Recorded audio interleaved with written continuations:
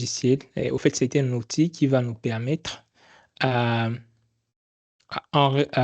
c'est un outil qui va nous permettre à analyser les données, à faire des analyses statistiques des données. Voilà. C'est ce que nous avions dit. SPSS est un logiciel, est un outil qui va nous permettre de faire l'analyse statistique des données. Et, hier, on a commencé à parler des variables. C'est quoi une variable? Hier, on a vu même l'interface des SPSS. Et aujourd'hui, je veux que nous puissions parler des statistiques. OK? Comme je l'avais dit là au début, j'avais dit que le premier jour, on a couvert le base et aujourd'hui, on va parler des statistiques descriptives. Demain, on essaiera de parler des analyses bivariées et tests d'hypothèses. Et puis, les 4e jours, on parlera des analyses avancées et on finira par un travail pratique. Alors, on a vu tout ce qui est c'était quoi SPC, c'était quoi les variables. Et ce soir, nous allons parler des statistiques descriptives. Je sais que vous avez beaucoup de questions probablement, vous avez beaucoup de préoccupations, mais moi, je vous suggère que, comme on a déjà perdu quelques minutes avec l'ère du débit, je vous suggérerais que j'avance juste pendant, disons, 30 minutes, je fasse mon exposé. Et puis, les autres 30 minutes qui vont rester, je vais prendre vos questions. Est-ce que comme ça vous arrange? Vous pouvez me faire 5 sur 5 si je peux faire 30 minutes d'exposé et puis 30 minutes de cours. 30 minutes de questions et réponses, je veux dire. Si c'est OK, voilà. Merci à tous qui écrivent 5 sur 5. Donc, on peut déjà évoluer. Voilà. Je dois me rassurer que tout le monde a rejoint. OK, je vois, il y a encore pas mal de gens qui doivent nous rejoindre. Voilà. Et donc, nous allons parler ce soir des statistiques descriptives. Je sais que pour certains d'entre vous, vous avez déjà des notions en statistiques et quand je parle des statistiques descriptives, vous comprenez exactement de quoi j'ai parlé. Pour d'autres personnes qui sont nouveaux dans les statistiques ou bien dans l'analyse des données, ils ne comprennent pas encore c'est quoi les statistiques descriptives. Mais pour faire simple, au fait, les statistiques descriptives, on peut avoir univariées ou bivariées, on verra ça dans cette formation. OK? Ça va nous permettre, au fait, les statistiques descriptives vont nous permettre de résumer, de faire la synthèse de nos données. OK? Imaginez, c'est comme la carte d'identité de nos données. Ça va nous aider à comprendre comment sont structurées nos données. Et si on ne fait pas vraiment des analyses très poussées, mais on essaie juste de comprendre comment sont nos données. Et dans la statistique descriptive, il y a 3 mesures de tendance centrale que vous devez savoir qui existent en statistique descriptive. 3 mesures de tendance centrale. Nous allons voir 3 mesures de tendance centrale qu'on appelle par exemple le mean ou la moyenne, les médianes ou médianes et mode, ça s'appelle mode. OK? On va considérer par exemple, vous avez des notes des étudiants ici. OK? On a par exemple 12, 15, 14 et 10, 8, 20, 16, 15, 13, 15 et 14. Si on veut étudier les mesures des tendances centrales, on va étudier ce qu'on appelle la moyenne, la médiane et le mode. Commençons par la moyenne. Avec ces notes des étudiants que je viens de vous montrer, OK?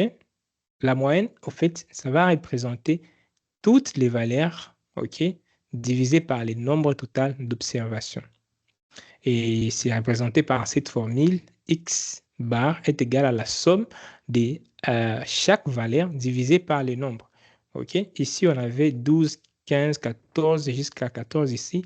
Il y a 10 éléments, il y a 10 chiffres ici. Je vais faire 1, 2, 3, 4, 5, 6, 7, 8, 9, 10. Et puis, je vais les diviser par 10. Les n ici, c'est les 10. Les x ici, c'est chaque élément. Donc, j'ai fait la somme de chaque élément ici divisé par 10. Si, par exemple, nous avons fait une enquête et puis on a enquêté 100 personnes, pour trouver la moyenne, nous allons juste additionner les âges de toutes ces 100 personnes et puis nous allons diviser par 100. Et ça, c'est ce qu'on appelle la moyenne. En fait, la moyenne nous aide à étudier la première mesure des tendances centrales. Son avantage est qu'il va nous aider, il va vraiment nous faciliter à calculer et en fait, c'est facile à calculer, ce que je voulais dire, c'est facile à calculer et c'est très utilisé. Mais son problème est qu'il est sensible aux valeurs extrêmes. Par exemple, on a des valeurs qui sont extrêmes dans nos données. Disons, nous avons, par exemple, certaines personnes. Nous avons dans notre base de données, OK, disons, par exemple, nous avons dans notre base de données, il y a quelqu'un qui a 20 ans et l'autre a 100 ans. Deux personnes. Si on veut trouver la moyenne d'âge de ces deux personnes, on va faire 20 plus 100 divisé par D, OK, qui donnera 60. Et on ne peut pas dire que 60, vraiment, c'est la moyenne de ces deux personnes. Ces deux personnes ont des âges qui sont vraiment très différents et donc on ne peut pas dire que leur moyenne, euh, c'est 60 au fait. Okay? C'est ce que je suis en train de vouloir dire ici. L'inconvénient est que c'est sensible aux valeurs extrêmes. Quand nous avons des valeurs extrêmes, la moyenne n'est pas une bonne mesure des tendances centrales qu'on doit utiliser là. Et dans ces cas, il faut étudier ce qu'on appelle la médiane. OK? C'est ce qu'on appelle aussi l'indicateur de stabilité. En fait, la médiane, c'est la valeur centrale lorsqu'on trie les données dans l'ordre croissant. Si j'essaie de reprendre mes notes des étudiants ici, on avait 12, 15, etc. Ces éléments que vous voyez ici, ces notes que vous voyez ici, on va d'abord trier ça selon l'ordre croissant, donc du plus petit au plus grand. On commence par 8, 10, 12, etc. jusqu'à 20. Et puis, on va regarder quelle est la valeur, quelle est la note qui est ici au milieu, la médiane, OK? C'est ça ce qu'on appelle médiane. C'est au fait la valeur centrale lorsqu'on trie les données dans l'ordre croissant.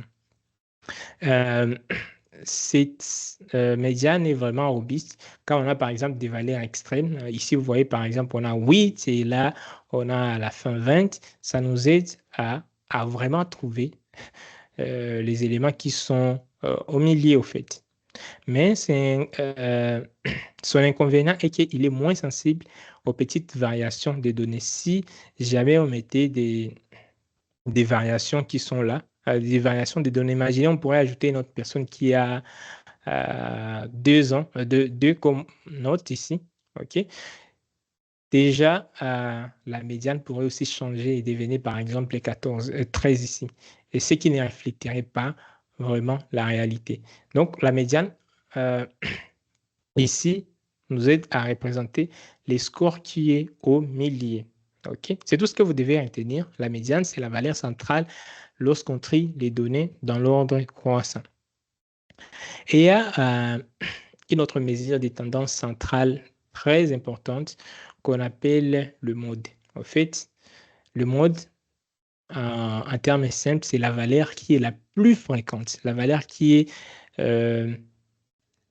revient plus dans notre jeu de données. OK? Par exemple, là, dans notre cas, ici, par exemple, on avait des notes. OK? On va voir quelle est la note qui revient le plus.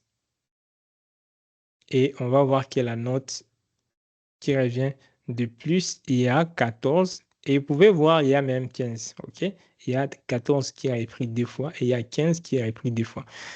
Donc, 14 et 15 sont les deux modes parce qu'ils apparaissent plusieurs fois. Et c'est que c'est utilisé plus dans les données qualitative. Ça, c'est très important. On va voir qu'est-ce que je vais dire par là. Alors, je vais rapidement vous montrer comment on calcule les trois mesures euh, les trois mesures des tendances centrales sur SPSS.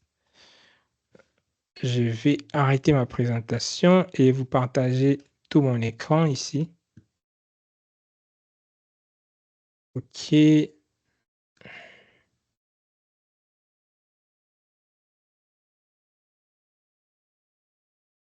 Je pense que vous voyez tout mon écran.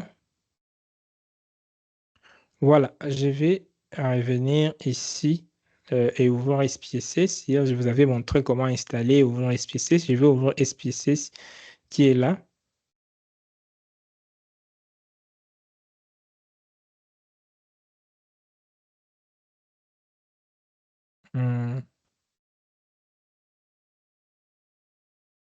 OK, je vais ouvrir ici SPSS. Je clique sur IBM SPSS. Normalement, ça doit s'ouvrir. Je vais patienter qu'il s'ouvre. Hier, je vous ai partagé des données que nous sommes en train d'utiliser dans cette formation.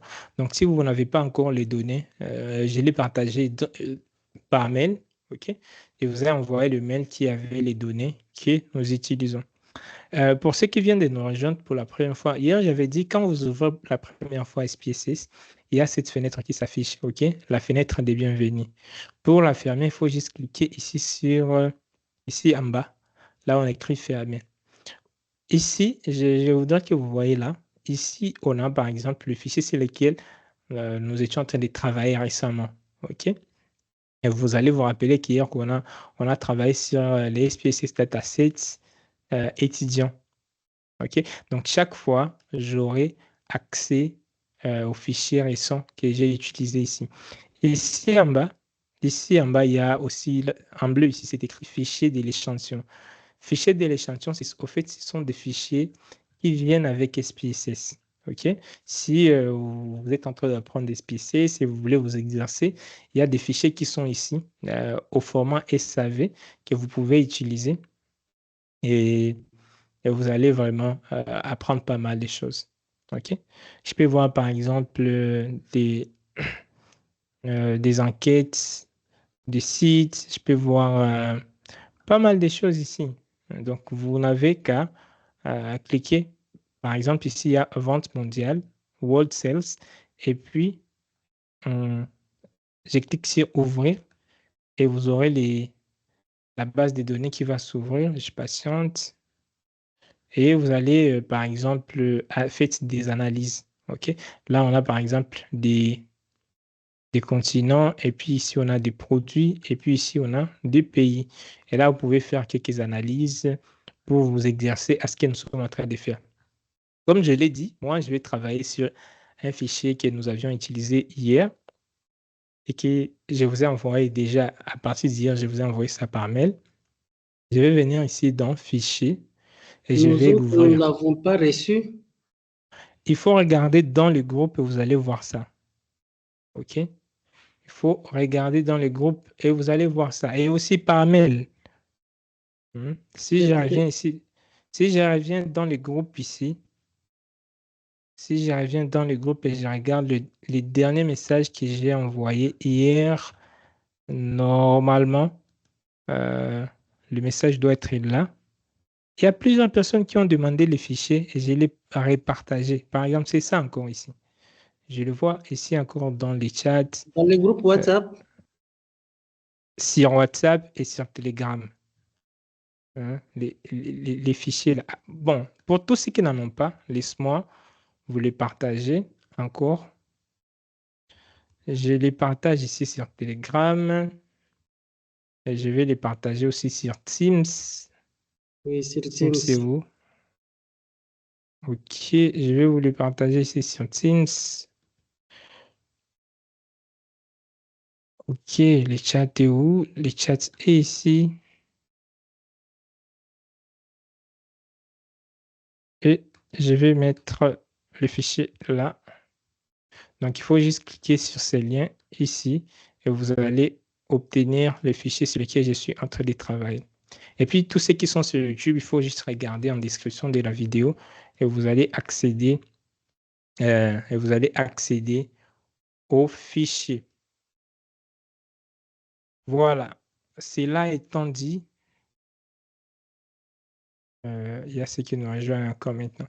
Cela étant dit, je vais revenir ici sur Telegram, pas Telegram, mais sur SPSS. Je vais venir dans Fichier pour ouvrir mon fichier et puis je vais cliquer sur Ouvrir. OK? Et une fois que j'ai cliqué sur Ouvrir, il va me proposer, je vais ouvrir quoi? Je vais ouvrir mes données en fait. OK? Je vais cliquer sur Données et là, je dois définir. La première chose que je fais ici, c'est définir les types de mon fichier. OK? Comme vous avez vu dans les chats, les fichiers, c'est un fichier Excel. Donc ici, je vais définir les types de fichiers. Je vais prendre Excel. OK? Et là, je vais voir SPSS Dataset étudiant et je clique sur Ouvrir.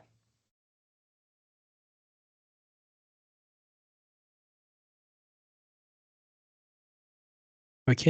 Une fois que j'ai cliqué sur Ouvrir, j'avais déjà expliqué ça hier. Si vos fichiers se trouvent dans une plage, vous définissez ici. Il y a un ami qui a partagé dans le groupe qu'il y a des variables qui s'affichent. C'est parce que vous n'avez pas défini là où se trouvaient vos fichiers. OK? Vous devez vous rassurer que, bon, pour mon cas, mes données se trouvent des A1 jusqu'à G251. Je dois me rassurer que les données sont bien sélectionnées.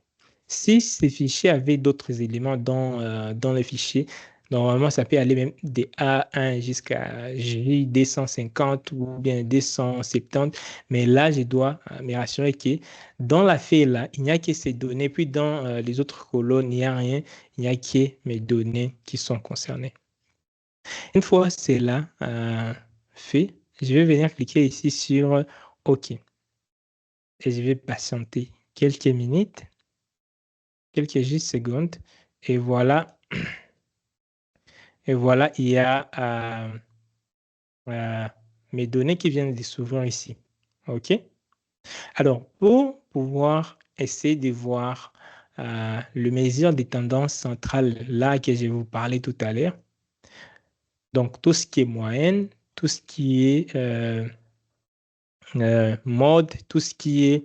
j'ai parlé de la moyenne, j'ai parlé de mode et j'ai parlé de quoi encore? De la médiane. Voilà, je vois bien que vous me suivez. De la médiane, je vais venir ici dans Analyse. OK? Il y a ce petit truc qui bloque là. Je vais venir dans Analyse et puis je vais prendre Statistiques descriptives. Quand je clique sur Statistiques descriptives, vous faites ici, j'ai les outils qui vont me permettre de pouvoir comprendre mes données. J'ai dit les statistiques descriptives, vous êtes à décrire. C'est comme la carte d'identité de vos données, ce qui va vous permettre de comprendre la nature, de comprendre vos données. OK? Donc, ce sont les statistiques descriptives qui font ça. Les statistiques descriptives vous aident à comprendre vos données. Et là, j'ai vraiment ça dérange un peu. Je vais mettre en stand-by d'abord. Voilà. Et je regarde là s'il y a ce qui veut nous rejoindre. OK, j'admets. Et puis, je reviens ici. Alors, je disais, je vais venir dans Analyse et puis... Tu peux assigner... Allô, coach? Tu peux assigner l'admission à quelqu'un, peut-être? Normalement, M. Gildas... Est-ce que M. Gildas est là? J'avais assigné ça à M. Gildas, mais apparemment... qui peut nous aider à la gestion de tous ceux qui vont venir par la suite? Tu peux le faire. Vous pouvez le faire. C'était qui a demandé si on C'est peut Florian. assigner? Hein? C'est Florian. Florian. OK. S'il y a des gens qui arrivent, je ne manquerai pas. OK, ça va. D'accord. Voilà. Je mets là. J'ai vu que je pouvais déjà le faire même. Vous pouvez déjà le faire. Oui. C'est pas. Je pense qu'il y a certains qui sont arrivés, j'ai essayé d'admettre. OK, voilà. Comme ça, je me focus à la leçon. Je disais donc, pour essayer de comprendre nos données, nous allons utiliser les statistiques descriptives. Et vraiment, les amis, je vous demanderai de prendre le temps, hein. Quand vous avez SPSS, passez dans les fenêtres qui sont ici pour vraiment comprendre tout ce que vous avez comme possibilité de faire sur SPSS. OK? Vous savez déjà que dans le fichier, on peut créer un nouveau fichier, on peut enregistrer, on peut même importer des données. OK? On peut faire plusieurs choses. On peut même retourner à la boîte des dialogues de bienvenue que je vous ai montré au début, là. Donc, il y a plusieurs choses qui sont là. C'est à vous vraiment de chaque fois venir parcourir dans les éléments et cliquer. Il n'y a rien que vous allez abîmer. C'est en cliquant, c'est en faisant des choses que vous allez vraiment évoluer. Bien que, au fait, j'essaierai de parler des choses qui sont utiles, que tout le monde doit savoir, les indispensables à savoir sur SPSS. Parce que aussi, dans une semaine, je ne peux pas tout finir ce qu'il y a là dans SPSS. Voilà, j'étais dans analyse, je viens dans statistiques descriptives et j'étais en train de dire les statistiques descriptives sont ceux qui vont nous aider à décrire nos données. Et alors déjà, on a parlé des fréquences. La fréquence, ça nous aide à savoir, par exemple, pour chaque variable, on a combien d'hommes, on a combien de femmes, ça représente combien de pourcents, etc., etc. Hier, on a essayé un peu de faire un petit rapport. Si vous n'aviez pas été là hier, vous pouvez juste revoir la vidéo, on l'a mis sur YouTube et vous allez comprendre. Maintenant, laisse-moi cliquer ici sur un descriptif. Donc, je viens juste dans analyse, statistiques descriptives et puis je prends descriptive. Il me donne mes variables ici. Toutes les variables que j'ai, je peux les voir là. OK? ID. Et remarquez ici que je n'ai pas genre. Vous voyez genre qui était là? Genre, il n'est pas ici. Pourquoi? Parce que je ne peux pas faire des statistiques descriptives sur une variable catégorielle. OK? Je ne peux pas faire des statistiques descriptives sur des variables S'il vous catégorielles. plaît, coach, votre écran est non partagé. C'est moi ici, je ne vois rien. Monsieur Florian, est-ce que vous voyez mon écran? Connexion parce que pour moi, Pourtant, c'est on OK. voit à l'écran. Hein? Et moi, je vois l'écran. Voilà. Tout Je vois le monde. l'écran. Moi, également, je vois l'écran. OK, vous comprenez que tout le monde voit l'écran, donc Moi, je vois probablement, l'écran. Moi, je vois l'écran. probablement c'est de votre côté où il y a le problème. OK? Laisse-moi quitter les annotations ici. OK. Clear all. Et puis, si je reviens là, je peux quitter. Voilà. Voilà. Alors, j'étais en train de dire, quand on va faire des statistiques descriptives, il y a toujours des variables numériques qui vont s'afficher. Tout ce qui est variable catégorielle ne s'affiche pas. Par exemple, je vais travailler avec la variable âge. Je vais juste glisser ça ici. OK? Si je vais la retourner, je peux retourner comme ça. Et je peux mettre autant de variables que je veux. Je peux prendre par exemple âge. Je mets ça là. Études. Et puis je peux mettre même note. Comme mes variables sont ici, elles sont déjà prêtes à être j'ai déjà la possibilité de voir mes statistiques descriptives. Mais si vous venez ici dans Options, vous pouvez au fait cocher ce que vous voulez voir. Vous pouvez voir les cartes types. Je vais vous montrer ou vous expliquer c'est quoi les cartes types dans la suite. Je peux afficher les minimums, le maximum, etc., etc. OK? Nous avons dit que les cartes types dans les mesures des tendances centrales, nous avons la moyenne, nous avons mode et nous avons la médiane. On va voir ça rapidement. Je vais juste, je ne touche rien ici. Je voulais juste vous montrer qu'il y a ça. OK? Même par la suite, on verra c'est quoi tout ce qui est caractéristique des distributions. OK? La symétrie, les kurtosis, on verra ça par la suite. Je ferme juste là et je vais cliquer sur OK. Une fois que je clique sur OK, il y a en fait une nouvelle fenêtre de sortie qui s'affiche chaque fois quand nous avons fait une analyse quelconque. On va avoir une fenêtre de sortie qui va s'afficher. Et ici, il y a une table des statistiques descriptives qui vient de s'afficher. OK? Laisse-moi faire comme ça. Il peut nous dire, OK, là, pour chaque variable que j'ai sélectionné, par exemple, la variable âge, je me dis qu'on a 250 lignes qui ont été remplies. La variable RTD, il y a 250 qui ont été remplies. Il y a la variable note, etc., etc. Et ici, il nous donne, par exemple, les minimums pour chaque variable. Pour la variable âge, je peux voir que dans ma base de données, on a l'âge minimum est de 16 et l'âge maximum est de 29.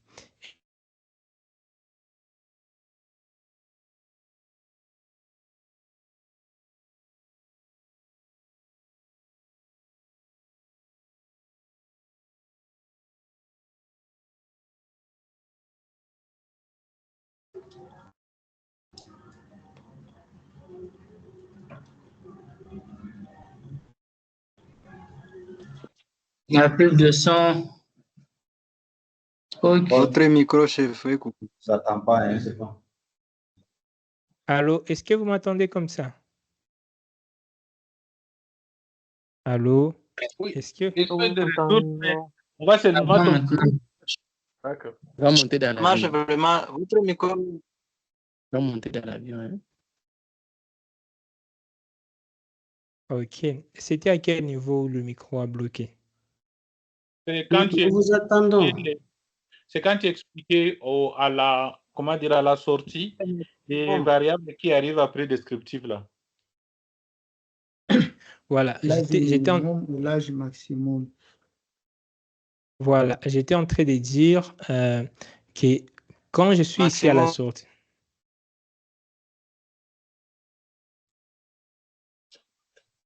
voilà, j'étais en train de dire quand je suis à la sortie, il y a des variables qui s'affichent ici. OK? Il me donne pour chaque variable ici, il me donne le minimum, le maximum, la moyenne et l'écart type. OK? L'écart type, je vais vous expliquer c'est quoi par la suite. Si par exemple, attends, je vais revenir ici. Si par exemple, j'ai les nombres, où est l'âge? L'âge est ici, je vais supprimer ça. J'appuie juste sur supprimer. OK. Et que j'efface encore des statistiques, on va voir.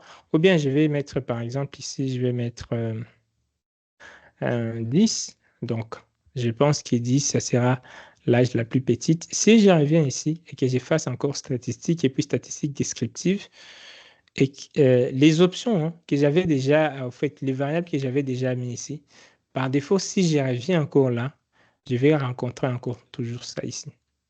OK? Et puis, je vais cliquer sur OK. Et voilà encore les résultats qu'il me donne ici.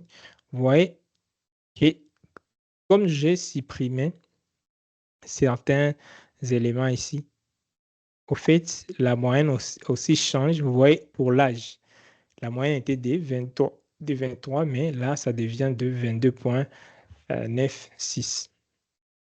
Et comment on peut interpréter cette tableau, bien ces résultats?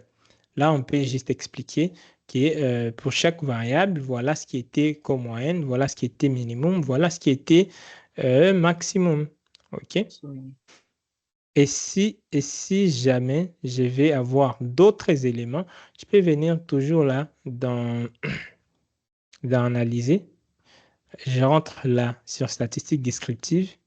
Et cette fois-ci, si je coche ici enregistrer, OK, Je coche là, enregistrer des valeurs standards dans des variables, ou bien aussi je peux même venir ici dans l'option et choisir d'autres éléments que je vais afficher. OK? Je peux cocher tout ce que je veux là. Et je clique sur poursuivre et je clique sur OK. Voyons voir d'autres choses qui s'affichent. Je peux voir qu'au fur et à mesure que je coche des éléments, donc par exemple les skewness, la variance, l'écart type, chaque fois, ça va s'ajouter sur ma table des résultats. Et hier, on avait dit, on peut toujours copier ça. Si on veut aller mettre ça sur Word, on a cette possibilité de mettre nos résultats sur Word et puis faire tout ce que l'on veut faire. Je vais cliquer là et je fais CTRL-V. Et mes résultats sont là sur Word et je peux apporter des commentaires ici. Voire même, je peux supprimer des colonnes que je ne vais pas voir et faire ce que je veux. Donc, chaque fois, quand on aura quelque chose ici dans la sortie, on peut toujours faire copier, coller sur un autre programme que vous voulez utiliser. Et voilà. Ou bien vous pouvez faire bouton droit et vous copier ça, par exemple, en tant qu'image ou en tant que texte normal, en tant tout ce que vous voulez. Vous avez cette possibilité. Si je reviens encore ici dans l'analyse, laissez-moi vous montrer autre chose. Et il y a un élément que j'ai constaté, c'est que les éléments des valeurs, les variables, ont aussi été mis à jour dedans. C'est quoi? C'est normal? Les variables ont été mises à jour comment? Dans les tableaux derrière, je vois il y a des ZR, comment, je sais pas, est-ce qu'il y en avait, je sais pas. Les R là, il y en avait. Ok. Ça s'affiche. Pourquoi? Attends, je vais annuler ça. Parce que quand j'avais cliqué ici dans statistiques descriptives, vous voyez, j'avais enregistré des valeurs standardisées dans des variables. Ah, ok. Ok. Si j'avais coché là et que j'exécute, normalement, ça ne devrait pas être, mais j'avais déjà mis. J'ai toujours la possibilité de revenir ici et tout ce qui est comme cette variable-là, je peux venir faire bouton droit et l'effacer. Je fais bouton droit et je l'efface. Je fais bouton droit et je l'efface. Et si je reviens là, je plie ça. OK. Ou je peux annuler ce que j'ai fait. OK. Ou bien rentrer en arrière. Donc, vous avez cette possibilité. J'avais dit, si je venais encore ici dans statistiques descriptives, vous allez essayer de voir ce qui se trouve ici. La fréquence, j'avais déjà parlé de ça. Je viens de parler des descriptives. Je peux, par exemple, prendre explorer. Quand je parle d'explorer, je peux faire en fait des analyses qui sont un peu... je peux essayer de comprendre, faire des analyses statistiques qui sont un peu poussées et avoir plusieurs résultats. Je peux par exemple prendre pour les gens, je les mets là. Et quand je mets les gens ici, il me dit, je ne peux pas utiliser des variables des chaînes dans les statistiques descriptives. OK? Il y a un ami qui avait demandé pourquoi on fait, par exemple, on met les 1, les 2, OK? Vous voyez? Ici, pour par exemple, satisfaction, il peut accepter que je mette satisfaction là, OK? Parce qu'il est codé. Mais pour genre, il ne va pas accepter parce qu'il n'est pas codé. Alors, je vais prendre par exemple aire d'étude, je vais prendre note finale encore et je vais prendre âge. Je vais mettre là. Et toujours, il y a toujours ces options qui sont ici. Je peux avoir les statistiques. Là, je coche qui est pour chaque variable que j'ai ici, je vais avoir les statistiques descriptives et puis je vais cliquer sur poursuivre. Si jamais je vais voir aussi même des valeurs extrêmes, des percentiles, je n'ai qu'à cocher Et je vais cliquer sur poursuivre. Laisse-moi le faire juste pour une variable d'abord. Comme ça, on n'aura pas beaucoup de choses. Je vais le faire juste d'abord pour la variable h. Comme ça, vous voyez exactement qu'est-ce que je viens de faire là. Je prends la variable âge et puis je clique sur OK. Merci de fermer vos microphones, s'il vous plaît. Et une fois j'ai cliqué sur OK, et me donne avec Explorer, j'ai la possibilité d'avoir au fait tous les détails sur la variable que j'ai voulu voir là. OK? J'étais là ici sur Explorer. Je peux voir déjà la moyenne. Je peux voir les minimums, les maximums. Je peux voir la médiane. On a parlé de la médiane. Je peux voir la variance et beaucoup d'autres éléments que nous allons voir. Donc, en utilisant Explorer, vous avez plutôt beaucoup d'autres éléments. OK? Imaginez que j'avais cliqué ici sur plutôt tracer. Je pourrais avoir la possibilité aussi de montrer une histogramme. Et si je clique là sur poursuivre et puis OK, vous voyez, j'ai même des histogrammes ici. OK? Je peux voir, il y a un âge qui est à 10 et puis les autres âges qui sont là. Et je peux même tracer des courbes. Tout ça, on va voir. Juste en dessous du lien de ces lives, je vous ai mis une vidéo que vous devez vraiment suivre ce soir afin de comprendre autre chose que nous devons voir aujourd'hui. Mais comme on a un peu commencé en retard, je ne saurais pas vraiment tout couvrir, mais je ferai tout l'essentiel pour que je couvre ce qui est essentiel. Tout ce que je veux que vous reteniez jusque-là est que chaque fois, quand vous voulez faire des statistiques descriptives, OK?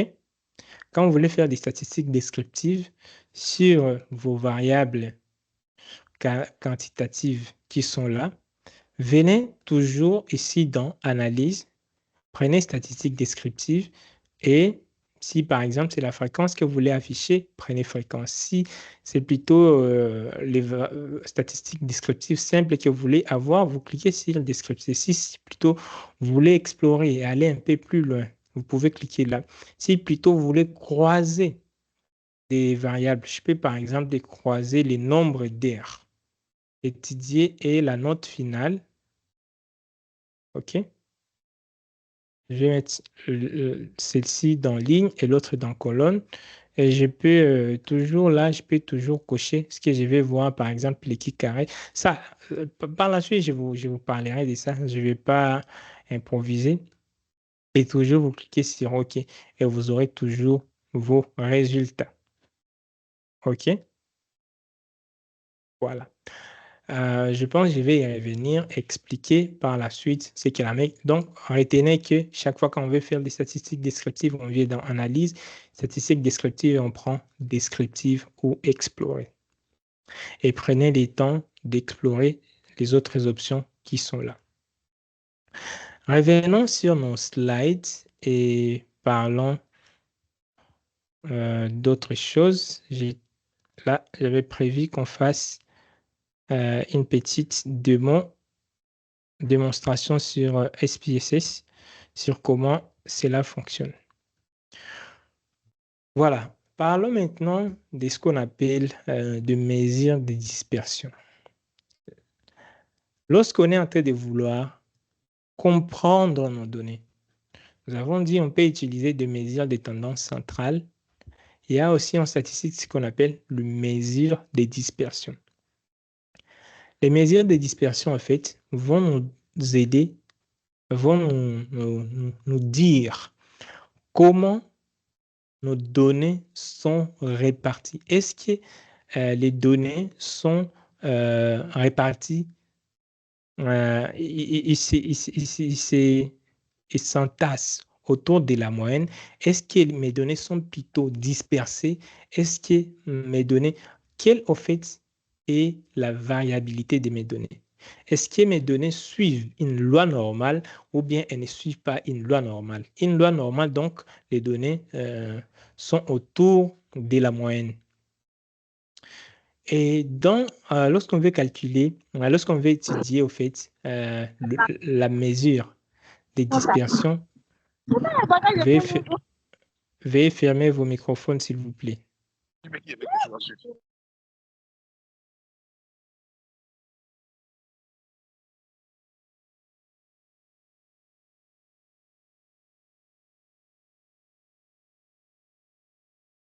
Lorsque nous voulons étudier le mesure des dispersions, nous avons quelques éléments qui vont nous aider à le faire. On a par exemple l'étendue. OK? L'étendue, au fait, c'est la différence qui est entre les maximums et les minimums. Il n'y a pas grand-chose qui ça. Par exemple, dans notre exemple là sur SPSS, si on veut trouver l'étendue des âges, ok, nous allons faire l'âge le plus élevé moins l'âge le moins élevé. Et cette différence, c'est ce que nous allons appeler l'étendue. OK? C'est simple à comprendre, mais c'est très sensible aux valeurs extrêmes. Par exemple, on a âge 100 et puis on a âge, disons, 10. Si on fait la différence, on trouvera 90. Donc, on va dire que mes âges sont répartis sur 90 ans. C'est ça, en fait, la différence, la signification de l'étendue. Aussi, avec cet inconvénient, sachant que l'étendue peut être sensible aux valeurs extrêmes, on va calculer on va chercher ce qu'on appelle la variance. En fait, la variance, c'est l'écart moyen, ok? C'est l'écart moyen entre chaque valeur et la moyenne, et tout on élève au carré. On élève au carré parce qu'on ne veut pas avoir des nombres négatifs. Ok? Vous le savez en mathématiques, chaque fois quand on élève un nombre au carré, même si c'était un nombre négatif, il devient positif. Moins 2 au carré donne combien? Pour ceux qui ont fait les mathématiques. Je vais voir dans les chats. Moins 2 au carré, ça donne combien? Ça donne 4. Voilà. Et 2 au carré? 2 au carré donne aussi 4. Voilà. Vous voyez, on veut élever au carré pour que chaque fois,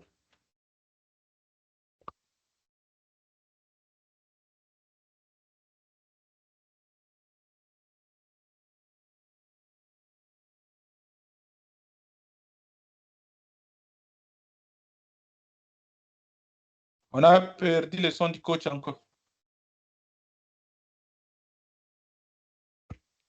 voilà.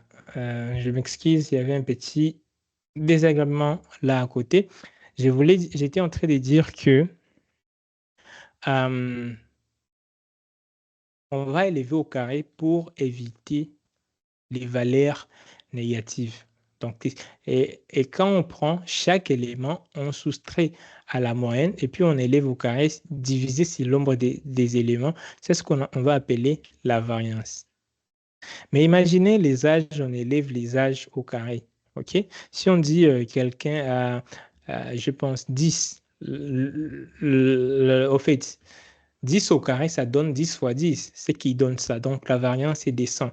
Là, ça n'a aucun sens parce qu'il ne peut pas dire âge au carré. Âge au carré n'a aucun sens. Et pour enlever quelque chose au carré, il faut juste ajouter la racine carrée. OK? C'est ce qu'on appelle l'écart type. L'écart type, ce n'est rien d'autre que la variance qui est élevée où on met la racine carrée. OK? Au fait, ça va nous aider à comprendre comment mes données sont réparties. OK? Quand on a fait, j'ai dit, la variance, c'était juste la différence entre chaque élément moins la moyenne, et puis on élève au carré, et puis on divise. Donc, si tout ça, on met la racine carrée, c'est ce qu'on va appeler la variance. OK? Mais malgré cela aussi, elle est sujette aux valeurs extrêmes. Et c'est ce qui va nous amener à chercher ce qu'on appelle les coefficients de variation.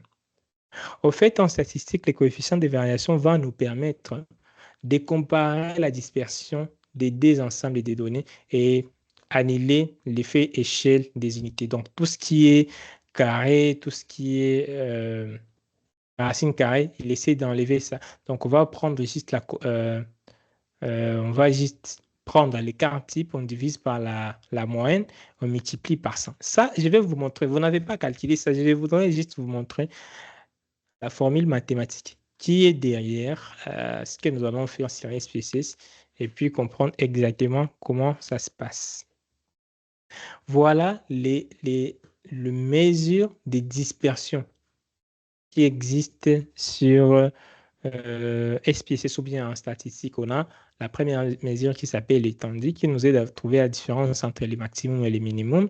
On a la variance qui nous aide à trouver l'écart entre chaque valeur et la moyenne. OK? Nous avons l'écart type qui est la racine carrée de la variance. Voilà. Comment on fait ça? Comment on trouve ça sur SPSS? Si je reviens encore là, c'est toujours là, comme on est venu dans analyse. Je vais venir dans analyse descriptive et disons par exemple, je vais prendre descriptive et là, je vais juste étudier la variable âge. OK. Si je viens ici dans options, même pas là, laisse-moi venir là, statistiques descriptives, et puis je vais prendre même fréquence, ça va. Je vais prendre ceci.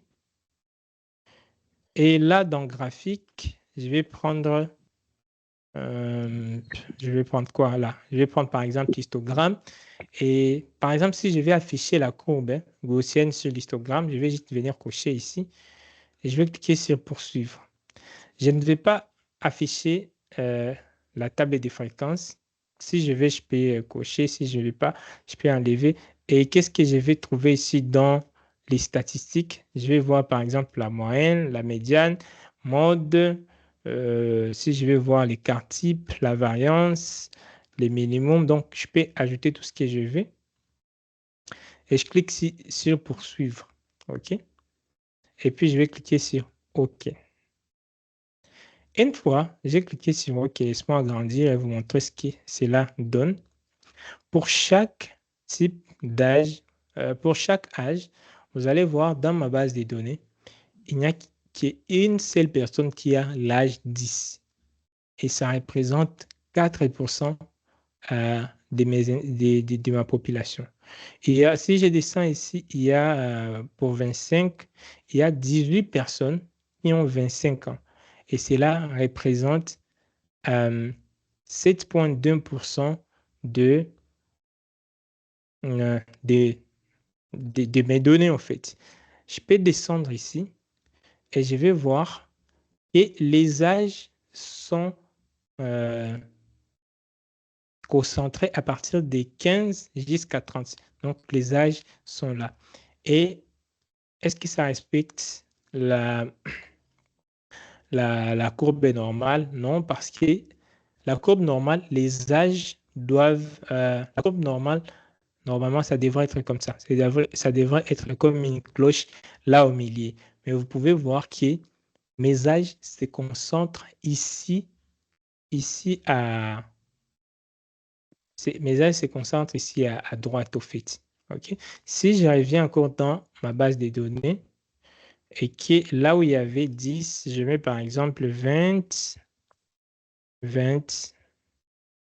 là je vais mettre 21, et ici je vais mettre 23, et que j'efface la même chose, analyse, je prends descriptive, j'ai fait analyse, descriptive, et puis je prends fréquence. Je vais encore prendre variable et âge. Rappelez-vous, ici dans statistiques, j'avais coché moyen, j'avais coché tout ce que je voulais voir, et j'ai coché même l'écart type, les minimums, etc.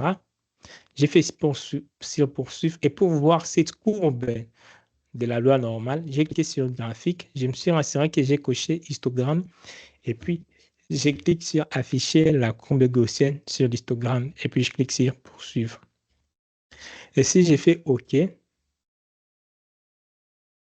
remarquez cette deuxième courbe. Ici, ça ne respectait pas la loi normale. OK. Alors qu'ici, je peux voir, c'est plus ou moins, mais mes âges se concentrent. Même ça jusque-là, ça ne reflète pas exactement la loi de la distribution normale. La courbe de la distribution, qu'est-ce que j'ai dit? La loi de la distribution normale. Lorsqu'on a la distribution normale, les âges doivent être comme ça. Donc ici, on doit avoir les âges qui s'arrêtent là, et puis au milieu, là. Les données doivent arriver là. Mais quand on a déjà des variables qui dépassent ici, donc ça ne respecte pas la loi de la distribution normale.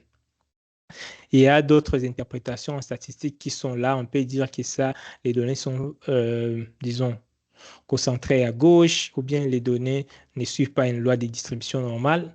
Je pense, si le temps le permet, on pourra en parler. Et ici, chaque fois, quand j'ai coché ces éléments, tout ce qui est les statistiques descriptives, je peux toujours retrouver tout ce qui est la moyenne, la médiane, le mode, l'écart type, la variance, les minimums et le maximum. Voilà, l'été en train de filer. J'ai dit je vais juste présenter pendant 10 minutes. J'ai déjà fait plus de 30 minutes. Déjà, je suis à 40 minutes, je pense. Espérons, je vais finir ma présentation rapidement là. Mais vraiment, préparez vos questions comme ça. S'il y a des questions, je vais me concentrer sur les questions. Et puis aussi, je vous ai mis la vidéo en description, juste de ces lives que vous allez suivre après ces lives pour pouvoir compléter à ce que j'ai dit ce soir. La visualisation. Parlons un peu de la visualisation. Hier, on a commencé à parler de la visualisation.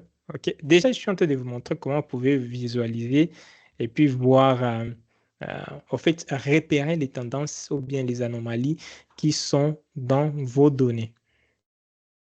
Et nous avons plusieurs outils plusieurs types de graphiques qui peuvent nous aider à visualiser, à comprendre la répartition de nos données. Nous avons le premier type de graphique qu'on appelle les histogrammes. En fait, ça, vous n'avez pas à créer manuellement. Vous avez vu juste, il faut que vous cochiez quelque part sur SPSS et vous allez avoir votre histogramme. En fait, il va venir nous aider à voir la forme de la distribution. Donc, est-ce qu'il y a symétrie? Est-ce qu'il y a asymétrie? Est-ce que c'est plutôt bimodal? Donc, c'est avec les histogrammes qu'on viendra voir ça. Et aussi, il va nous montrer si les données sont concentrées autour d'une valeur ou elles sont éparpillées. C'est ce que j'étais en train d'expliquer là tantôt sur notre graphique qui était affiché là sur SPSS. On a un autre type qu'on appelle les box plots ou bien de boîte à moustache. Il va nous permettre à identifier des outliers. Okay? Les outliers, au fait, ce sont les valeurs aberrantes. Okay? Pour cet exemple que j'ai mis ici, vous allez essayer de comprendre, par exemple, les notes vont de 4 jusqu'à 18. Donc, c'est ça ce que vous allez voir. Quand on va dessiner ça, on dit les notes vont de 4 jusqu'à 18. Et les petits carrés ou bien un rectangle qu'on va dessiner ici, c'est là où on va dire nos données se concentrent, nos notes se concentrent dans cet intervalle ici. Donc, à partir de, je dirais, 11 jusqu'à 13, la majorité des notes sont là. OK? Et cette ligne rouge, c'est là où il y a la médiane, la valeur, la moyenne, la note centrale au fait. OK? On dit ici que les données sont plus concentrées ici. Et là, en rouge, c'est là où il y a la moyenne. OK? Et ici en bas, vous voyez, c'est comme un petit cercle. C'est ça ce qu'on appelle les outliers ou bien la valeur aberrante. Donc, elle sort des... Ouais, c'est un peu hors norme, en fait. OK? Elle sort de ce qui est affiché en moyenne. Et là, on peut voir, bien qu'on peut avoir un outlier ici, mais la moyenne, le minimum. Le minimum. Attends, je vais mettre ici. OK, je pense que ça, c'est important que j'explique ça comme ça.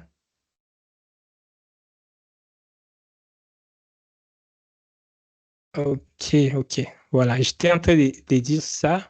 C'est ça ce on va appeler les outliers, la valeur aberrante. OK? La valeur qui sort du norme de nos données. Ici, c'est le minimum. OK?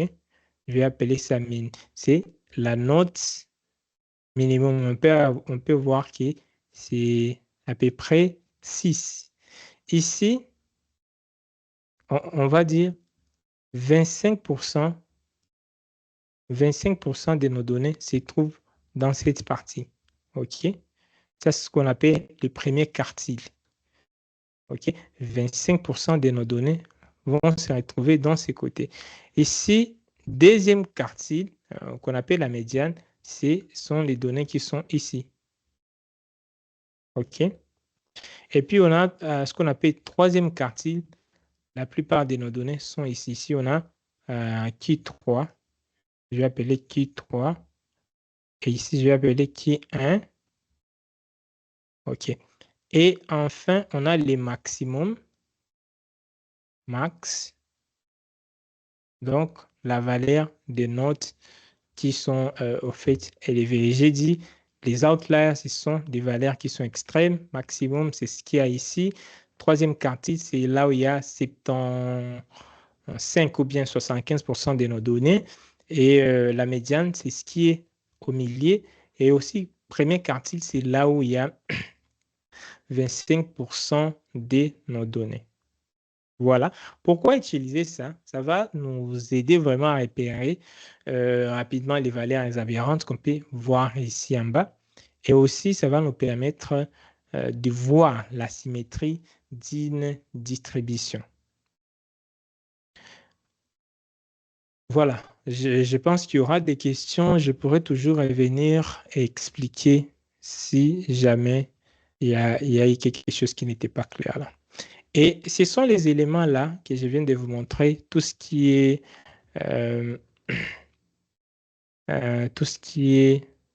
au fait premier quartile, deuxième quartile, troisième quartile, qui vont nous permettre à faire cette courbe de la loi normale. OK? Cette courbe, au fait, c'est une version lissée, OK? Une version lissée d'un histogramme et qui va nous aider à comprendre comment nos données sont distribuées. Est-ce que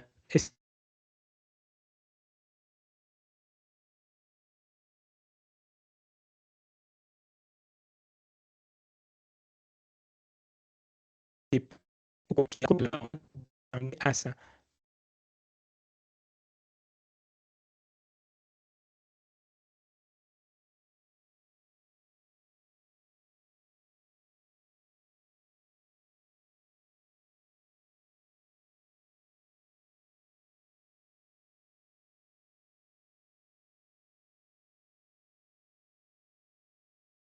Allô? Est-ce que vous m'entendez? Est-ce que quelqu'un qui m'entend peut me faire signe? Moi, je vous entends maintenant. On a perdu. Je vous Vous entends. étiez disparu. On a perdu. On a perdu. OK, j'ai perdu l'écran. J'essaie encore de repartager. Oui, j'entends maintenant. Est-ce que comme ça va bien? Non. Moi aussi, je vous entends. Oui, Maintenant, ça va. oui. Tu peux juste recommencer dans A3, la courbe de densité des lois normales. Voilà. J'étais en train de dire la courbe des densités et lois normales. Cette courbe des lois normales, ça va nous aider à comprendre données sont distribuées. Est-ce que nos données sont concentrées à droite? Est-ce que nos données sont plutôt concentrées à gauche? Est-ce que nos données respectent la loi normale? Donc, c'est concentré autour de la médiane. OK?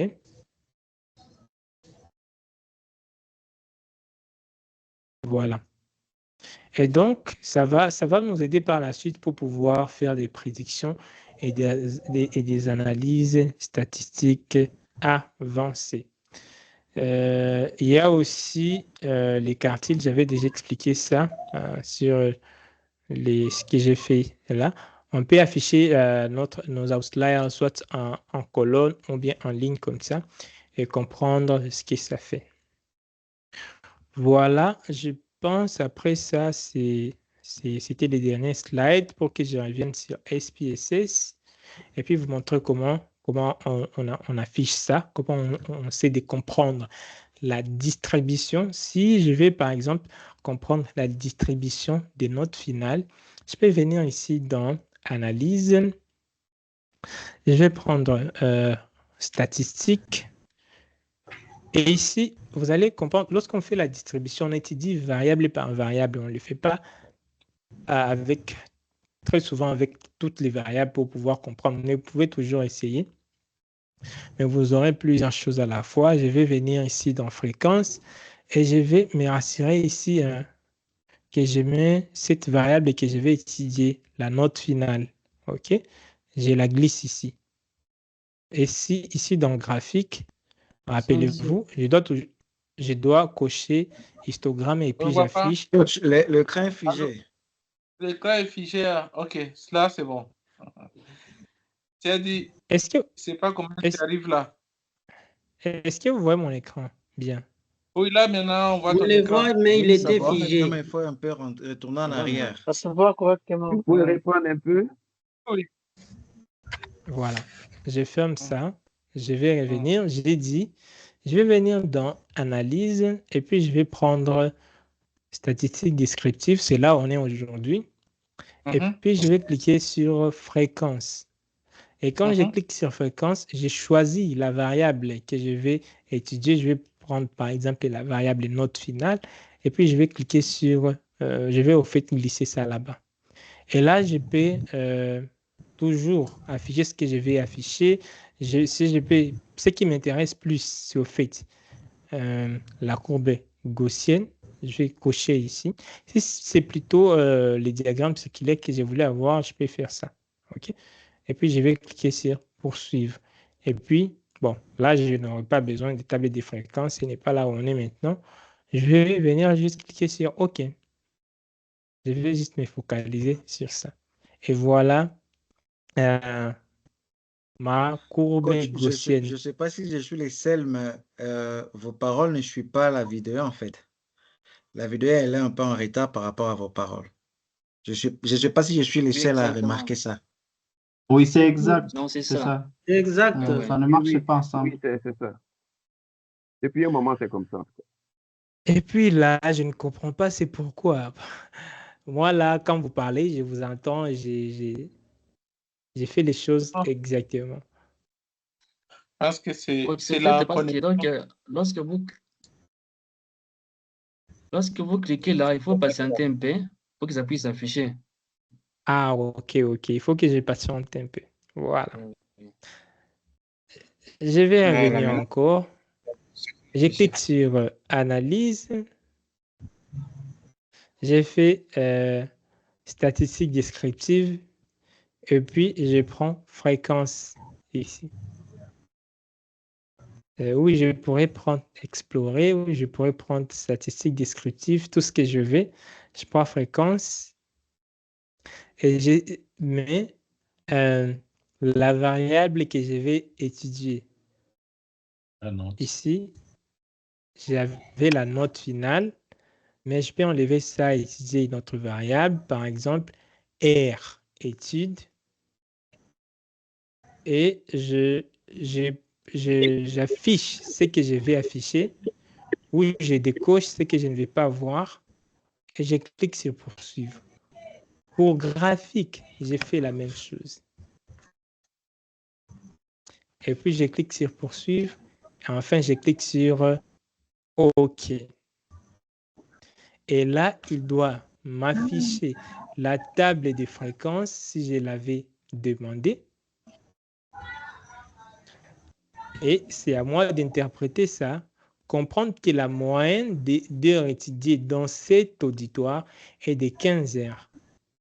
OK? Mais il y a des minimums. Il y a celui qui a étudié 1 heure et il y a celui qui a étudié 30 heures. Je peux voir les percentiles. Il y a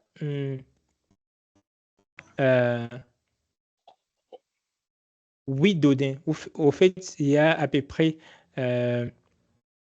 8 données. Oui, bon, au fait, dans la partie inférieure, OK, on a les gens étudient, 25% des gens étudient 8 heures, 50% des gens étudient 16 heures et 75% des gens étudient 23 heures. Mais la moyenne est de 15 heures. OK? Et j'ai là ma courbe de distribution. Et vous allez voir que ça ne suit pas la loi normale de distribution. Est-ce que c'est clair? Est-ce que cette fois-ci, ma voix va avec Eso no ce que j'ai dit? Ah, oui. Oui, Est-ce c'est bon que ma- maintenant. C'est bon. Voilà. Voilà, bon, c'est quoi? Oui, ça va. Ça va. Voilà. Parce que je veux bien, voilà, voilà. J'attends, il y a vraiment beaucoup de gens qui parlent en arrière-plan. C'est pas bon. Alors, voilà ce que j'ai prévu vous parler ce soir. Je ne sais pas s'il y a des questions jusque-là, parce qu'il y a aussi une autre vidéo qui accompagne celle-ci, que vous êtes appelé à suivre. Ça va compléter tout ce que j'ai déjà dit depuis le premier jour jusqu'à aujourd'hui, et ça va vous donner des choses pratiques à faire. Voilà, je vois déjà quelques mains qui sont levées. Je vais prendre M. Jonas, et puis je vais prendre Monsieur Pierre, et puis je vais prendre Nathanaël, et je vais finir avec Jean-Romain. Et aussi, je ferai à ce que les lives ne soient pas trop longs. Comme ça, je vous laisse suivre la deuxième vidéo que j'ai prévue pour la leçon de ce soir. Ce n'est pas ma vidéo, c'est la vidéo d'une autre personne, mais je pense qu'elle peut compléter à ce que je suis en train de dire. Monsieur Jonas, à vous la parole, et puis Pierre, et puis Nathanaël, et on finit avec Jean-Romain. Jonas, à vous la parole. Ok, bonsoir à vous. Bonsoir. Et depuis hier, je rencontre un souci avec SPSS. Et je ne sais pas si vous pouvez me donner un coup de main pour me permettre d'avancer et de poursuivre la formation. C'est quoi les soucis que vous rencontrez? Et le souci est que quand je vais télécharger, je vais uploader le fichier Excel que vous avez partagé. On me dit que la feuille ne contient pas de données. Voilà. Ok. Est-ce que vous pouvez partager votre écran? Je vois rapidement. Ok. J'arrête mon écran. Partagez votre écran. Je vais voir. Chez vous, il y a quoi? Vous voyez mon écran? Oui, oui. Ok, comme vous l'avez dit, si je pars d'un fichier, Est-ce que nous pouvons d'abord voir votre fichier Excel? et mon fichier Excel, le voilà.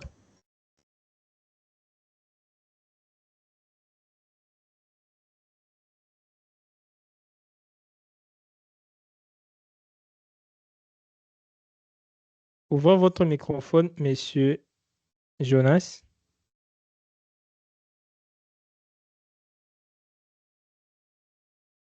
Ok, excusez-moi.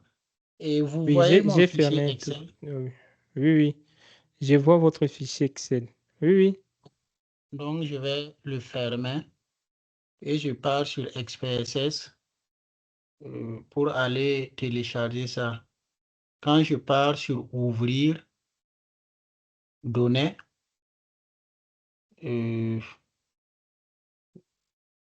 ça se trouve sur Télécharger et je viens définir le format du fichier.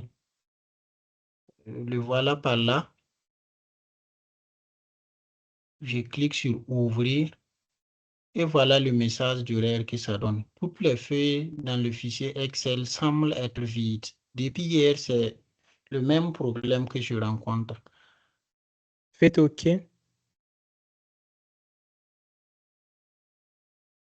Encore, essayez d'ouvrir votre base de données sur Excel. Ok. Allô, coach, s'il vous plaît.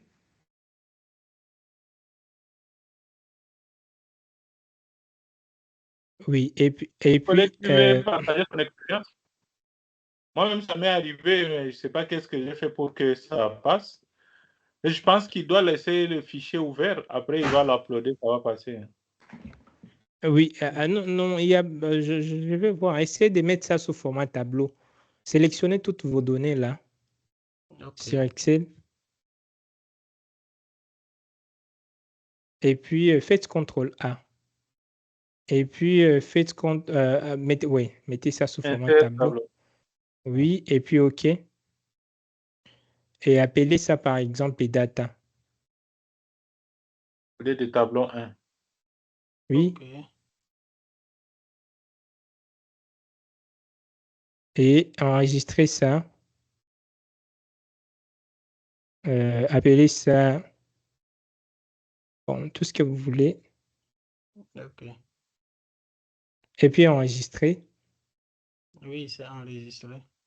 Alors, essayez de charger ça sur SPSS.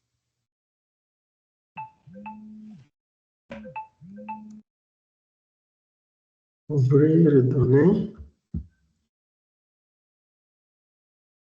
N'oubliez pas de mettre les types. Oui.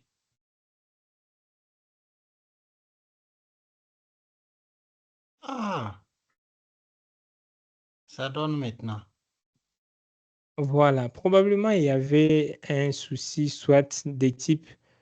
Et puis, vous voyez, vos données commencent de A à 1000. Est-ce Oui. que c'est...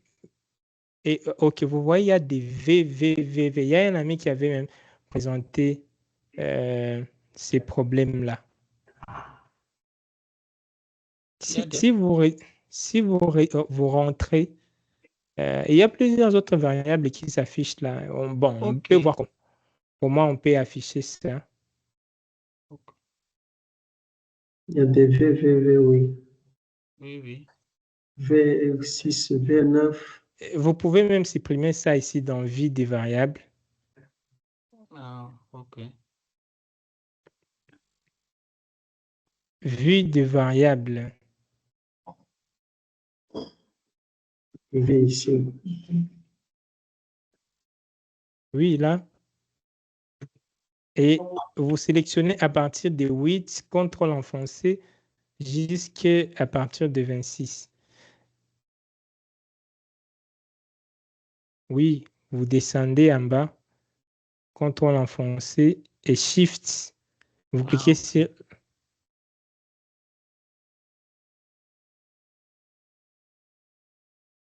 Donc, vous cliquez sur 8. Hein? Oui. Oui, ça sélectionne toute cette ligne, non? Contrôle enfoncé jusqu'à 26. Oui, vous Oui. descendez en bas, voilà. Et puis, vous faites bouton droit et vous effacez ça.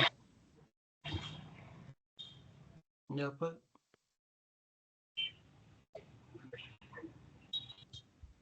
Donc, vous avez sélectionné même 27, il y a des variables qui ne sont pas concernées. Mais il faut juste faire ça, faire bouton droit, effacer. Vous avez ajouté 27, alors que Ok. sur 27, il n'y a rien. On est sur 8. Même si je. Ou bien vous Ah, pouvez ok. le faire un à un, un à un, un à un. Il n'y a pas effacé. OK, vous avez vu comment vous pouvez nettoyer ça.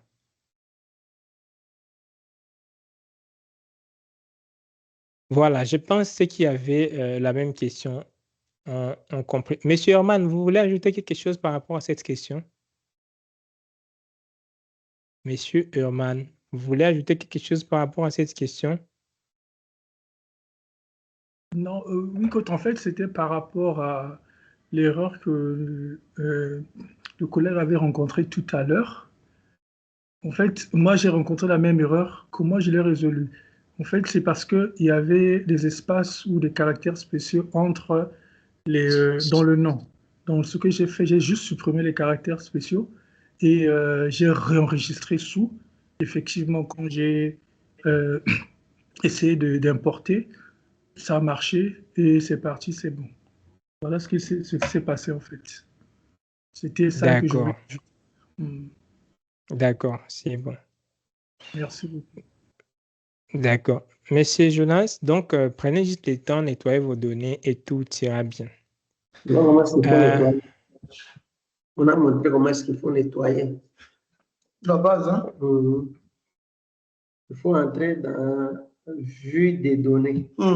Tu vois, nous avons vue des données et vue des indicateurs. Mais vous entrez dans la vue des indicateurs, vous sélectionnez là où vous voulez commencer, mais il ne faudrait pas prendre les vides. Vous sélectionnez seulement jusqu'à les indicateurs, là où ça s'arrête. Tu sélectionnes, maintenant tu cliques droit, directement on te donne la possibilité de... Ou toi, tu arrives à la fin, comme c'est Excel, tu prends chaque ligne, tu cliques droit, tu effaces, tu effaces, tu effaces. Ah, c'est juste de donner. Oui, oui. D'accord. Est-ce qu'on peut évoluer? Voilà. Je vois Monsieur Pierre, vous levez la main, vous avez la parole. Oui, bonsoir. J'avais Bonsoir. également les mêmes soucis que le précédent, mais la méthode qu'on vient de dicter là, je n'ai pas tellement suivi pour les nettoyages.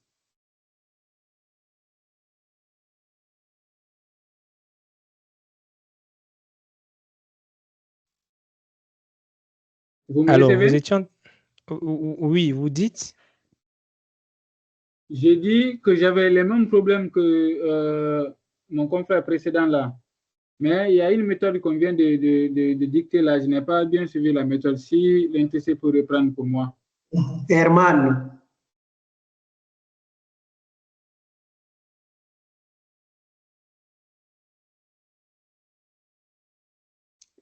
Si Herman peut reprendre. Allô, là, vous m'écoutez là? Oui, nous vous écoutons. Oui. Oui, donc bonsoir, chers collègues. Donc, je disais, j'ai rencontré le même problème. Ce que j'ai fait, j'ai enregistré sous le même fichier, mais j'ai changé le nom. J'ai enlevé juste les caractères spéciaux qu'il y avait dans le nom de notre fichier d'origine là, et je l'ai enregistré. Par après, j'ai ouvert les données, je suis allé dans SPSS, j'ai ouvert les données, que tu fasses par importer ou ouvrir, ça va marcher. Et après, c'est parti. Voilà ce que j'ai fait pour résoudre ce problème-là. Ok, merci beaucoup. Herman n'a fait juste que modifier les noms du fichier. Voilà. Voilà. Monsieur, je vois Nathanaël. Vous avez la parole.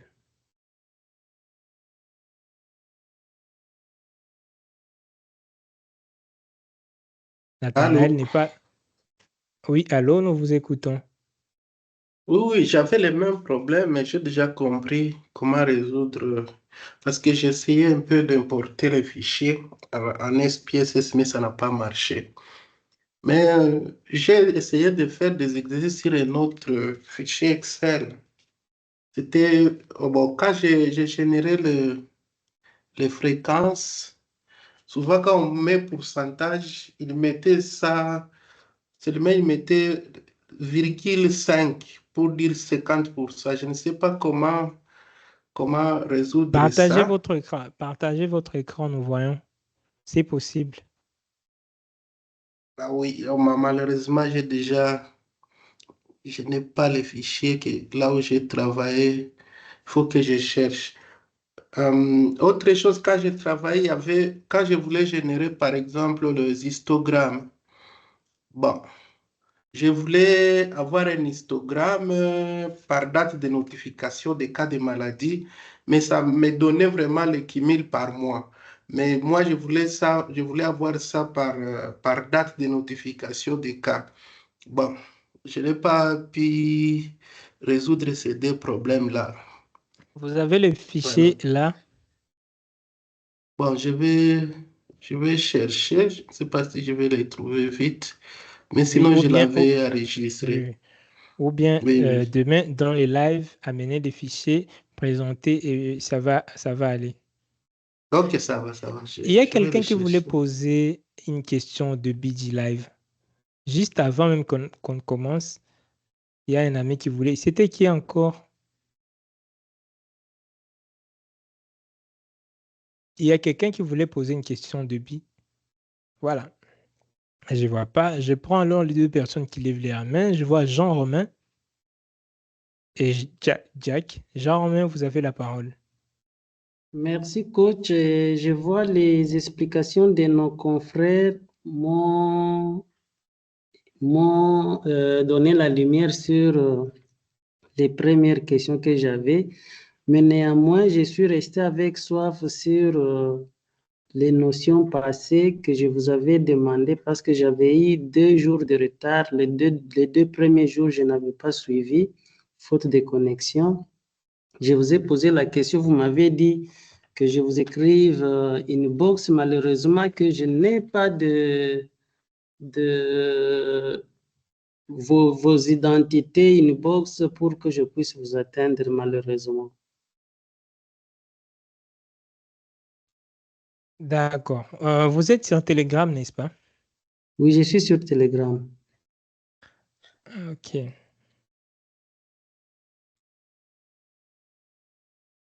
Chaque jour, je vous envoie des mails. C'est la première façon de me contacter. Et puis, deuxième chose, quand j'envoie quelque chose ici dans le groupe, par exemple, il y a un message que je viens d'envoyer qui contient les données. Il faut juste cliquer sur mon profil et vous allez voir, vous aurez quelque part un message. Ça vous donnera la possibilité de me contacter. Si par exemple, je vais contacter qui, par exemple? Je vais prendre Uncle Sam. OK, comment je le contacte Inbox? Je clique sur son nom et vous voyez ici, on m'écrit Send Message. J'ai fait Send Message et puis je peux lui dire tout ce que je vais lui dire. Donc, c'est la même chose que vous devez faire. Vous regardez dans les groupes, là où j'ai envoyé quelque chose. OK, vous cliquez sur mon nom et vous verrez Send Message ou bien envoie un message. Aussi, vous pouvez venir cliquer sur la tête du groupe. Vous allez voir tous les gens qui sont là. Normalement, mon nom sera en premier. Vous pouvez voir mon nom est là. Vous cliquez sur mon nom, envoyez un message et vous allez... Merci. Voilà. Voilà. Je prends M. Jack. Bonsoir, M. Oscar, et bonsoir, chers collègues.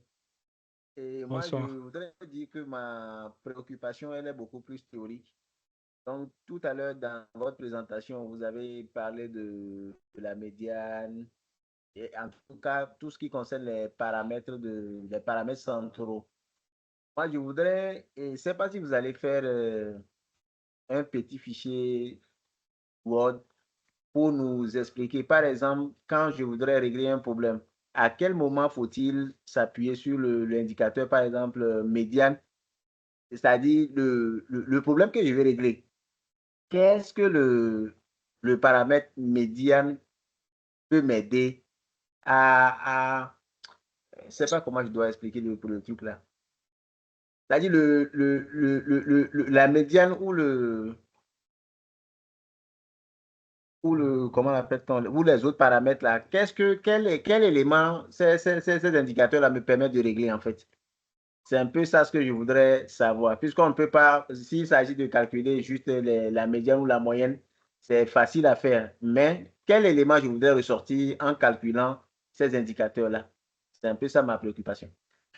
Voilà. Au début, j'avais dit aujourd'hui, nous sommes en train de parler des statistiques descriptives. Et j'ai dit, les statistiques descriptives vont vous aider à décrire vos données, à comprendre comment sont vos données. Au fait, c'est comme la carte d'identité de votre donnée. Déjà, il y a un fichier Word qui est là, OK? Et j'ai dit ici, nous avons, comme son nom l'indique, décrire.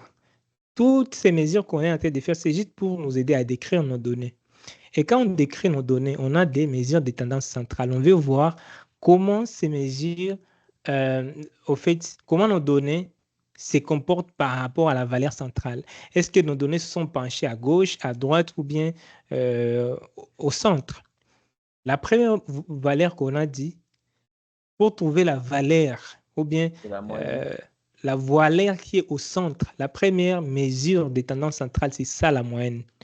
Qu'est-ce que fait la moyenne? Elle nous aide à trouver la valeur qui est centrale. Mais on a dit, la moyenne, bon, normalement, c'est la somme. Hein. J'ai montré une formule là, c'est la somme. Et puis, on divise, par exemple, pour les notes ici, 10, 12, 14, 16. Si on divise ça par les nombres 1, 2, 3, 4 par 4, OK, on aura 13. Donc, nos données, leur moyenne, c'est 13. Je ne sais pas si je me fais comprendre. Mais on a dit, quand on a des données qui sont dispersées, on peut vouloir chercher la valeur qui se trouve au centre. Donc, c'est la médiane. Si on veut voir la valeur, si on veut voir la valeur qui est plus reprise, on utilise la mode. On parle pas la mode, mais plutôt les modes. C'est un nom au féminin. Et voilà les 3 mesures des tendances centrales. Quand il s'agit de faire des mesures de dispersion, j'ai parlé de l'étendue, j'ai parlé des maximums et des minimums, j'ai parlé de la variance. Et pour chaque élément ici, pour chaque élément ici, j'essaie d'expliquer ça fait quoi, mais au finish, tout ce qu'on est en train de voir là, c'est pour nous aider à décrire nos données.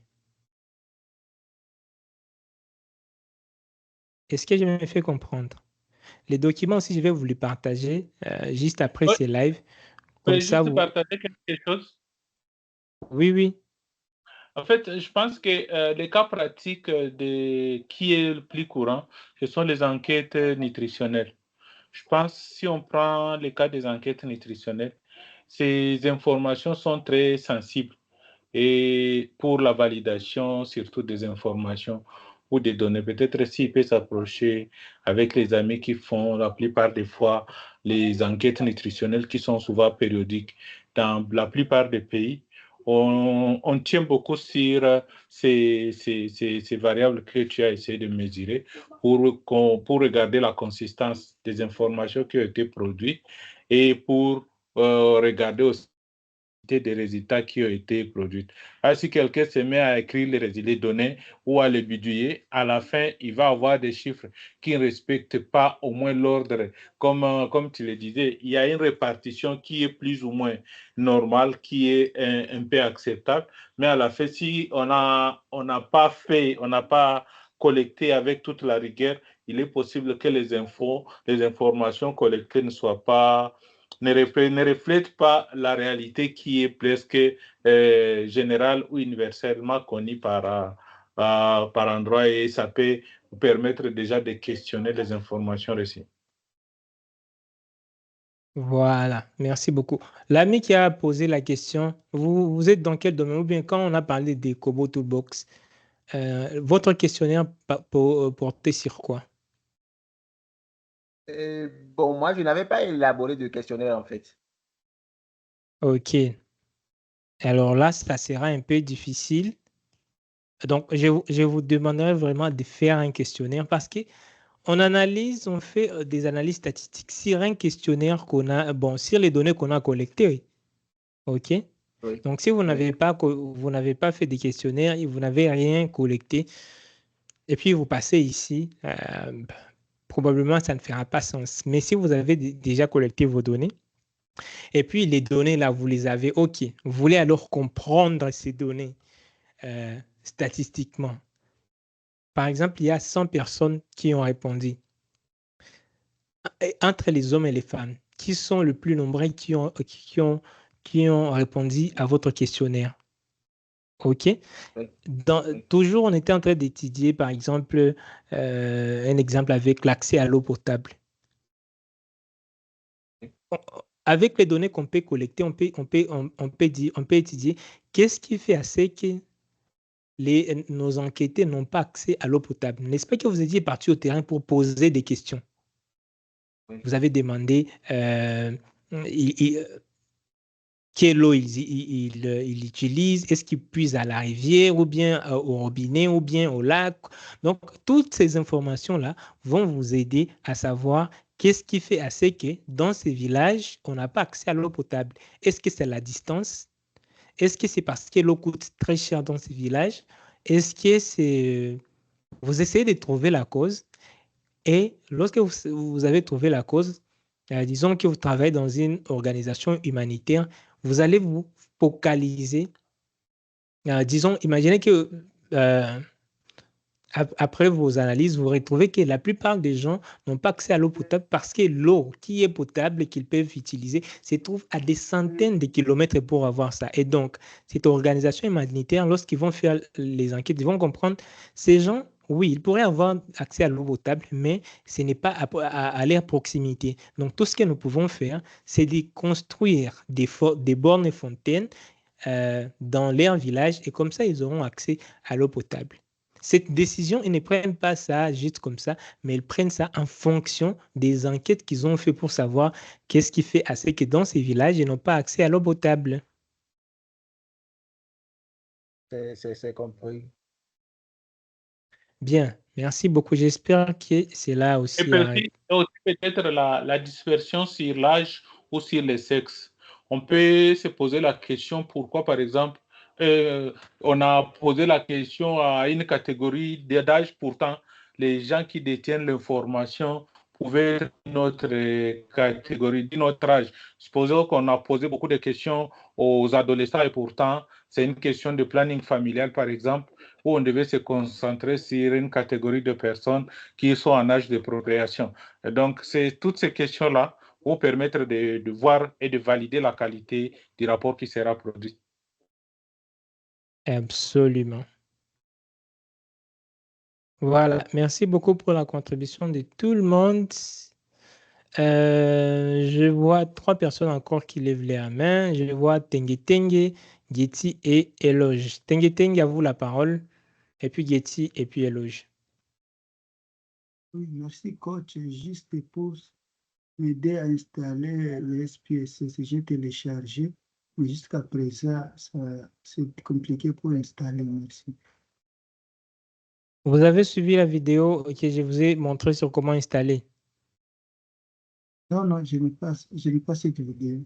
Suivez cette vidéo. Allez sur YouTube. Oui. Allez sur YouTube et puis cherchez Oscar Accenti, télécharger et installer SPSS. J'ai fait entrer. La vidéo est là. Ici, je vous montre comment télécharger et installer SPSS. Et surtout, c'est pour ceux qui ont opté pour la certification. Pour d'autres qui n'ont pas payé pour la certification, utilisez la version DC. Venez sur, si j'ai fait CTRL-T, venez sur SPSS Download. Allez sur Google et tapez SPSS Download. Et puis, vous allez avoir IBM SPSS statistiques. Il va vous demander d'essayer. Je vais prendre Try, it's free. Ça sera jusqu'à 14 jours. Il vous demande d'entrer les informations. Après que les informations aient été renseignées ici, vous aurez les setup. Vous allez double-cliquer sur les setup pour vous l'installer. Et puis, quand vous allez ouvrir, ils vont encore vous demander les noms que vous aviez mis, l'adresse mail. Vous renseignez encore ça. Et puis, vous aurez accès à SPSS. Si vous avez payé pour la certification, suivez la vidéo que j'ai partagée sur YouTube. Merci. D'accord. Monsieur Loge, vous avez la parole. Oui, merci, coach. Je suis un peu à la ramasse par rapport à l'ouverture du fichier avec lequel vous faites le cours, c'est-à-dire le SPSS Data étudiant. Je n'arrive pas, quand je l'ouvre, rien ne s'affiche. Bon, j'ai entendu qu'il fallait enlever les caractères spéciaux, je l'ai fait, mais il n'y a rien qui se produit. Donc, peut-être que on Partagez pourrait votre voir ça écran, on ensemble. voit. Oui, Ouais. partagez votre écran, on voit. On voit ça. J'arrête les miens. Voilà. Fichier, Où c'est trop?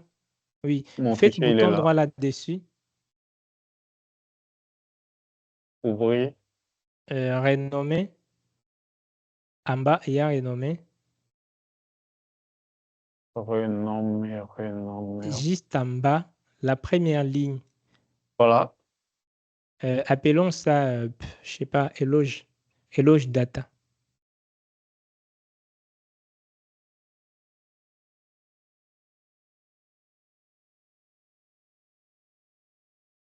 Voilà. Faites entrer. Essayez d'ouvrir ça, je vois ce qu'il y a là à l'intérieur. Dupliquer. Oui, ouvrez ça.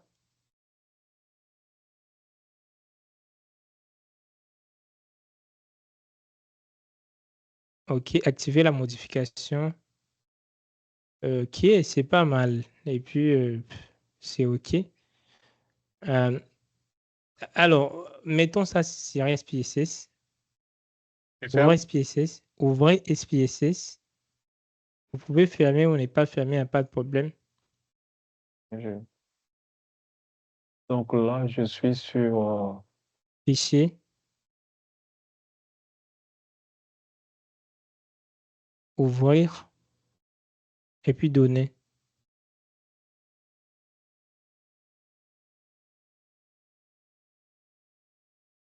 C'est un fichier Excel, non?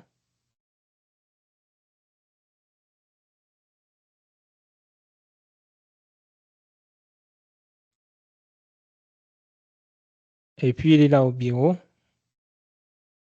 Oui, Eloge Data. Ouvrir. Vous faites récupérer. Je vois, vous faites récupérer, je ne sais pas quoi. Vous avez cliqué sur récupérer ou vous avez fait quoi? bon.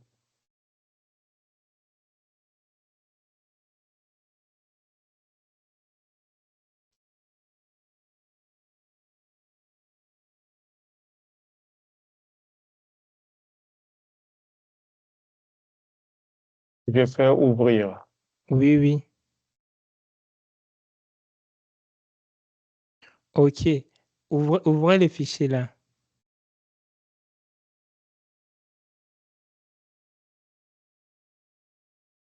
Ouvrez le fichier Excel. Et mettez vos données sous format tableau. Normalement, ça doit passer. Sélectionnez vos données. Faites CTRL A. Oh là là. Allez un peu vite. Vous cliquez au milieu dans vos données. CTRL A. CTRL L pour mettre ça sous format tableau. Et puis OK. Enregistrer en faisant CTRL S. Fermer et essayez encore de charger sur SPSS.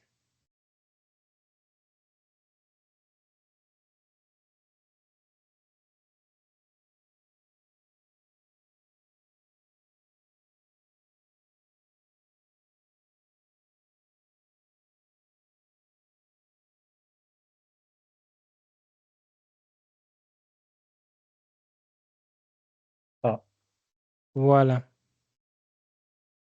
OK. Bien qu'il y ait aussi il y a une différence, ça ajoute aussi d'autres variables, mais vous pouvez les supprimer comme on l'a vu avec monsieur. Faites juste Oscar? OK. Oui, Oscar? ça fait. Oui. Oscar, je pense qu'avant de passer, il peut quand même définir le plat. Je l'ai fait, c'est normal. S'il met là-bas A1 jusqu'à Z, comment G, J'ai 250, ça va, 51. ça va. Oui, oui, Eh, oui. Vous je pouvez, pense que ce n'est que ça. oui, oui. Vous pouvez mettre la plage là aussi. La même plage qui est en haut là. Normalement, oui, normalement, ces données commencent des A, A1 à G. Monsieur Florent, c'est G combien? J'ai 250. 251. Il y a 2 points pour mettre A. 2 points. 251. J'ai 251. Et puis, OK.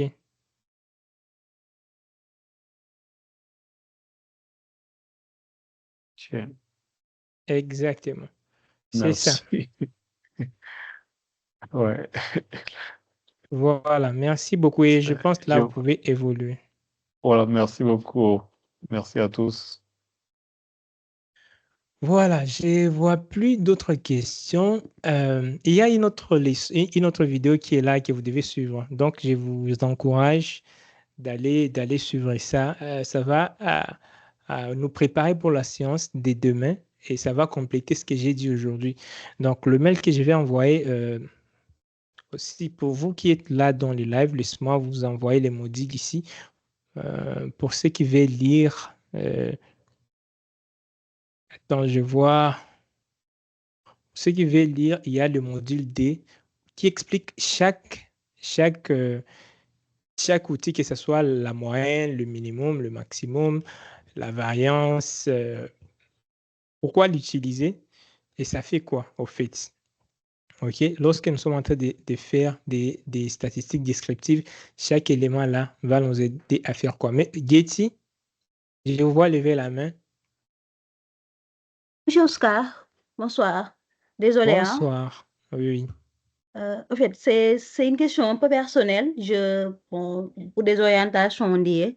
Pour un master en statistique, comment faire pour, je sais pas, pour devenir un data scientist? Est-ce qu'il faut un autre master ou bien seulement une certification suffit pour devenir un data scientist? Vous avez un master en Oui, j'ai statistique. fait un master en ingénierie statistique, économique et financière. Voilà. Vous voulez devenir data Oui, scientist ou bien je veux analyste des données. Oui, analyste de données. Oui. Voilà. Il faut juste apprendre aussi les outils que les analystes des données utilisent. Déjà, vous avez une grande base quand vous maîtrisez déjà tout ce qu'on est en train de faire ici, hein, les statistiques, tout ce qui est descriptif, inférentiel. Vous avez déjà l'idée de comment fonctionnent les données. Il faut alors ajouter des outils comme, là, il faut bien noter, hein, ça, c'est à ne pas manquer. Ajoutez Excel dans votre boîte à outils. Ajoutez SQL. Ajoutez Power BI. Les trois vont vous aider d'abord à devenir data analyst. Excel, Power BI et SQL. Si vous voulez aller devenir data scientist, ajoutez Python, ajoutez le machine learning et pourquoi pas les AWS, Amazon Web Services. Là, je suis en train de dire les minimums des minimums de ce que vous devez savoir. Je sais si vous demandez à ChatGPT, il va vous sortir une pile de compétences que vous devez avoir, mais les minimums pour devenir data analyst, Excel, SQL, Power BI ou Tableau, si vous le voulez bien. Ajoutez à ça Python, ajoutez à ça le machine learning, ajoutez à ça les Amazon Web Services. Et vous pouvez déjà commencer à travailler dans la data science. Voilà. Si vous avez étudié ça dans votre master, OK. Si vous n'avez pas étudié ça, ajoutez ce que je viens de vous dire et ça sera bon. Ça peut prendre combien de temps? Je ne sais pas. Ça dépendra du temps que vous mettez à apprendre, mais déjà, ça peut aider. Oui, parce qu'avec les statistiques, quasiment, on fait tout. C'est tout un champ vaste. Et je veux vraiment peut-être un peu restreindre ça et pour plus maîtriser tout ce qui est analyse de données et bien être carrément un data scientist. Voilà. Si. Déjà, comme vous avez un master en statistique, vous y ajoutez ce que j'ai dit là, les opportunités, si vous les cherchez, elles sont là. D'accord. Voilà. Qui d'autre? Je pense que c'est tous les autres amis qui ont des questions. Je vais répondre dans les chats. On a déjà fait déjà presque 2 heures. Pourtant, j'ai dit qu'on va faire juste 1 heure aujourd'hui. Et puis aussi, il y a une autre vidéo que je vous ai ajoutée que vous devez suivre. Donc, je pense que c'est ça, sage qu'on arrête par là. Comme ça, vous avez le temps de vous exercer et de suivre la vidéo là pour nous aider à préparer la séance de demain. Et c'est à cette note que je vous souhaite une excellente soirée. On se retrouve demain. Merci et au revoir. Merci beaucoup. Merci. Merci. Nous Au revoir. attendons les documents de lecture. Ça va nous aider. Merci beaucoup. Oui, les documents étaient déjà partagés dans les chats. Regardez dans les chats, il est là. Merci beaucoup.